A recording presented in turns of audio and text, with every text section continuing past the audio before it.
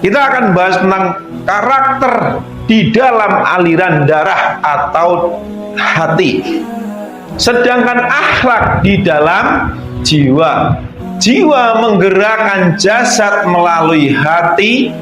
Hati mengendalikan otak dari pikiran, hingga pikiran mengendalikan panca indera.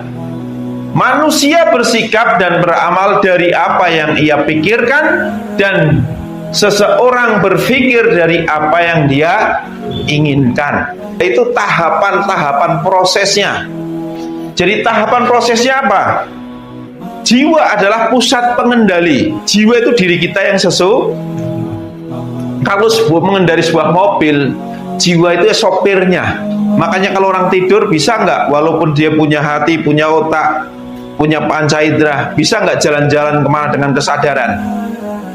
Kalaupun dia ngomong, kalaupun dia jalan tuh ngigu di luar kesadaran. Maka ketika jiwa keluar dari jasad, disitulah kesadaran nggak ada. Jadi pusat pengendali adalah jiwa. Pertama, jiwa mengendalikan hati. Hati itu ibarat mobil mesinnya. Hati mengendalikan otak. Jadi kita itu berpikir, otak kita berpikir dari apa yang kita ingin. Seperti itu contohnya. Sedangkan panca indera dikendalikan dari kita hanya beramal, berbuat, bersikap dari apa yang kita pikirkan. Ini cara kerjanya. Sehingga ketika kita berbuat, bersikap, beramal, ngomong, melihat, mendengar, dan sebagainya, ini menjadi sebuah kebiasaan di dalam otak dan hati kita. Inilah yang akhirnya menjadikan sebuah tanaman di dalam darah daging kita, atau menjadi sebuah sedangkan karakter ini kunci dari baik buruknya atau mulia atau tercelanya sebuah akhlak. Maka kalau dengan simpelnya itu ibaratnya gini, kalau kepengen mulia, muliakan dulu jasadmu. Kalau kepengen bersih, bersihkan dulu jasadmu. Kalau kepengen baik, baikkanlah dulu jasadmu. Insya Allah ketika kamu berada di dalam tempat yang baik, di dalam tempat yang bersih, di dalam tempat yang suci, insya Allah jiwamu pun akan menjadi baik, akan menjadi bersih, dan akan menjadi suci. Sikap dan amal perbuatan serta makanan yang seseorang makan akan membentuk karakter atau sifat di dalam darah atau jasad kita. Sedangkan karakter akan membentuk akhlak. Maka bedanya, kalau karakter dibentuk dari apa? Kebiasaan kita, makanan kita. Jadi kita biasa ngomong apa, kita biasa melihat seperti apa, kita biasa mendengarkan seperti apa, itu akan ditanaman di dalam aliran darah kita.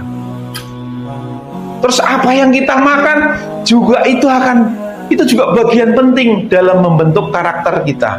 Makanya di dalam Islam kita makan hewan saja yang disembelih, darah itu harus dialirkan. Karena haram. Kenapa? Darah itu membawa sifat. Kalau makan hewan potong, darahnya nggak dialirkan, dimakan dalam ikut darah-darahnya, kita sama dengan memasukkan sifat hewan ke dalam tubuh kita. Makanya hewan-hewan yang buas, yang ketika dia mau makan harus berburu, itu pun haram di dalam Islam. Yang bertaring, yang berkuku, ya bukan berkuku, ya bercakar ya, itu haram. Karena apa? Dia kalau makan pasti Terus hewan yang memiliki dua alam juga nggak boleh. Karena apa? Jadi menumbuhkan sifat kemunafikan. Itu alasannya. Kenapa hewan-hewan nggak semuanya dihalalkan? Karena berdampak pada terbentuknya karakter. Sedangkan karakter ini menjadi modal utama dalam pembentukan akhlak. Kalau karakternya udah rusak, akhlaknya pasti rusak. Nah, ini dalil-dalil hadisnya dari hadis riwayat Ibnu Majah nomor 3314 bahwasanya Rasulullah SAW bersabda, telah dihalalkan bagi kami 2 bangkai dan 2 darah. 2 bangkai itu adalah ikan dan belalang. Itu alasan kenapa kita hari ini makan ikan asin boleh, ya kan? Itu padahal bangkai. Dan belalang, belalang aja kalau udah jadi bangkai masih boleh dimakan.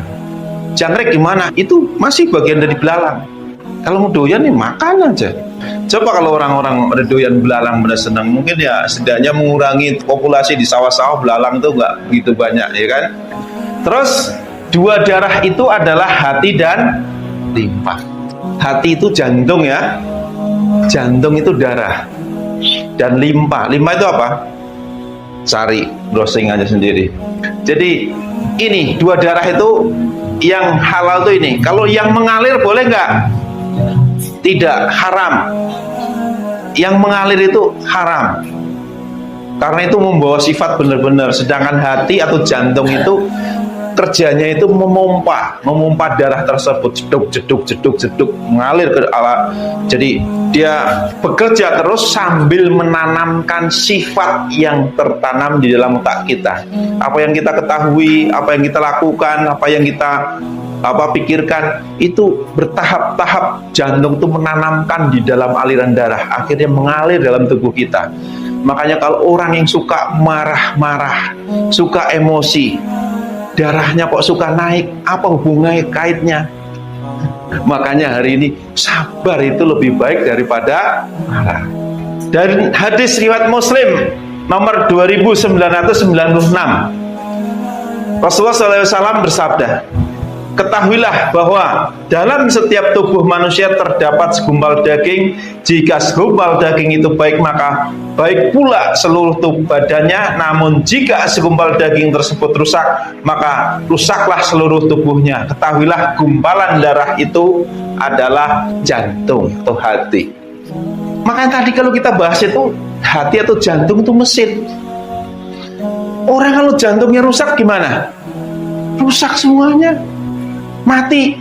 Maka kalau orang sudah hatinya isinya dengkian, kebencian, aliran darah yang mengalir dalam tubuh kita itu menghasilkan toksin, racun yang akhirnya menjadi penyakit-penyakit di dalam tubuh kita.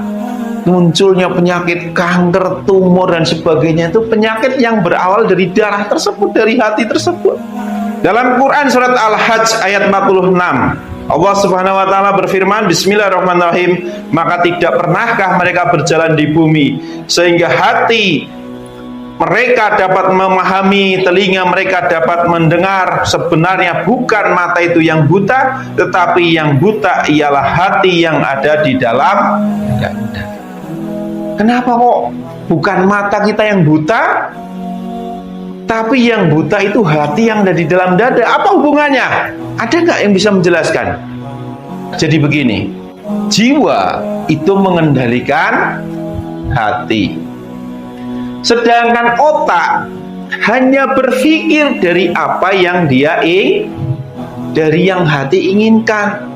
Sedangkan mata melihat dari apa yang dia pikirkan. Jadi sebenarnya bukan mata yang buta, tetapi yang buta ialah hati yang ada di dalam.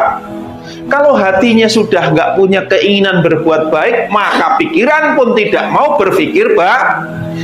Matanya pun pasti melihat yang buruk. Begitu.